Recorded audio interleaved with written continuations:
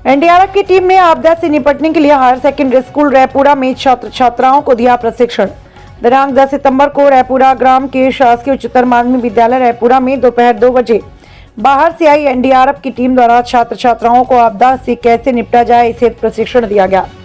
इस मौके पर रायपुरा तहसीलदार चंद्रमणि सोनी, विनय गौतम, हल्का पटवारी रायपुरा, बाल चंद लोधी, प्राचार्य शासकीय higher secondary school Raipura doctor M L Chaudhary, medical officer Raipura सहित ग्राम के शिक्षक एवं छात्र छात्राएं उपस्थित रहे।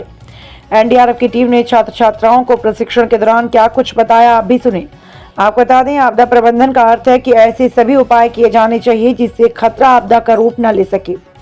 चूंकि हम कई प्राकृतिक खतरों को आने से रोक नहीं सकते, लेकिन जीवन और संपत्ति के नुकसान को कम करने के लिए उचित प्रबंधन द्वारा उनके हानिकारक प्रभावों को कम कर सकते हैं। आपदाएं प्राकृतिक या मानवीय खतरों के परिणाम हैं। वास्तव में वर्तमान खतरा प्राकृतिक आपदाओं से उतना नहीं है जितना मानव निर्मित आपदाओं से है। उदाहरण के लिए सतत शहरीकरण के कारण शहरी बाढ़, खराब जंगल प्रबंधन के कारण सूखा, तेजी से ढांचागत विकास और हिमालय क्षेत्र जैसे पारिस्थितिक रूप से संवेदनशील क्षेत्रों में अधिक जनसंख्या बसने से भूकंप और भूस्खलन की समस्या पैदा होती है।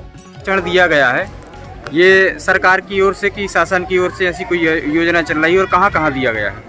आप केंद्र शासन एनडीआरएफ वाराणसी की टीम 8 सदस्य हमारे यहाँ आई और उन्होंने बच्चों को शिक्षण दिया।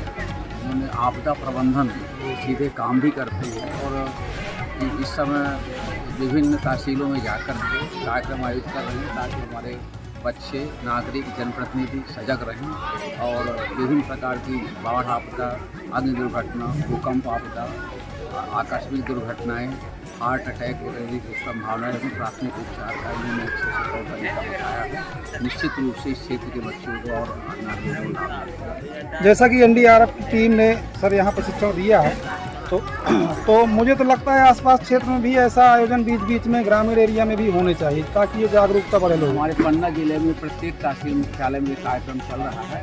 कल सेमरिया तहसील में हुआ था, आज हमने रायपुरा के आमंत्रित किया और इसमें कार्यक्रम रहेगा। आगे भी ये कार्यक्रम। Thank you.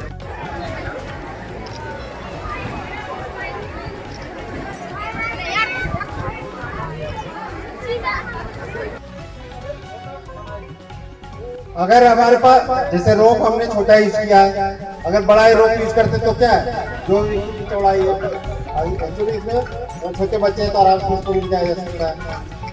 या फिर अगर रोप बड़ा रहेगा तो आगे डॉक्टर के द्वारा किया जा सकता है। इन सब चीजों से क्या है, अगर आप इसे यूज कीजिएगा तो पानी में आपको डूबने नहीं देगा और इसकी मदद से स्विमिंग भी सीख सकते हैं।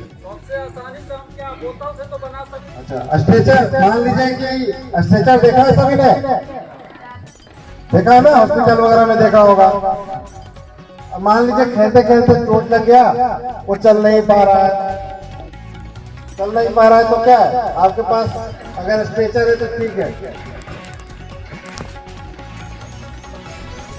तो स्ट्रेचर नहीं है और व्यक्ति को क्या है वहाँ से दूसरे जगह पर ले जाए। जैसा कि आज रायपुरा हायर सेकेंडरी स्कूल में आपके द्वारा आपदा प्रबंधन को लेकर के एक प्रशिक्षण दिया गया, कैसा क्या प्रशिक्षण रहा?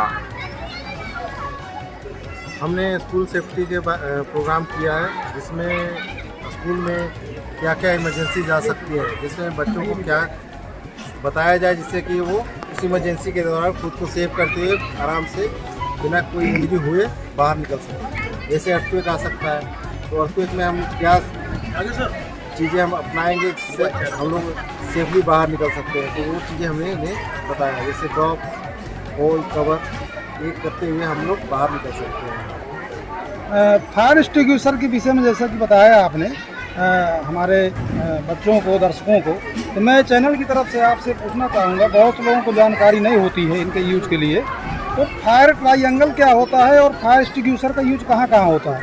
जैसे फायर ट्रायंगल, इसमें 3 चीज़ों जो भी आग लगने के लिए 3 चीज़ों की जरूरत पड़ती है, एक ऑक्सीजन की, एक हीट की और एक फ्यूल सोर्स की। तो सोर्स जो भी चीज़ें हमें, अब उनमें से अगर कोई भी चीज़ें उसे नहीं मिल पाती है तो आग बुझ जाएगी।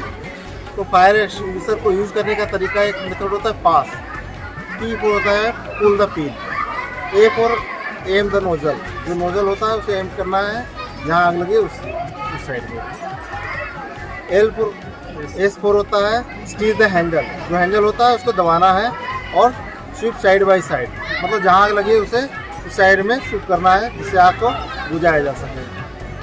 टाइप्स ऑफ फायर क्या होती है, कितने फायर- प्रकार की फायर रहती 5 प्रकार की होती है, type A, B, C, D, E। एम होती है साधारण आग, जो कि जैसे हम लोग नॉर्मल आग देखते हैं, लकड़ी की आग या फिर कपड़े वगैरह की आग होगी।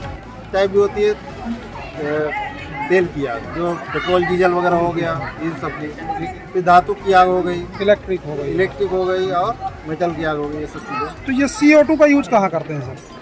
CO2 carbon dioxide, fire extinguisher CO2 जो आता है, इसका यूज किस प्रकार की फायर में होता है? ये कार्बन टाइप जो होता है टाइप 1 फायर है, उसमें यूज़ किया जाता है। इलेक्ट्रिक में भी यूज कर सकते हैं, CO2 का नहीं करता। CO2 को नहीं कर सकते, फॉर्म का कर उसमें जनरली क्या है, जो उसमें जो फायर एक्सटिंग्विशर होता है उसमें आप देखिएगा मेंशन रहता है किस किसका टाइप की आग उपयोग में है।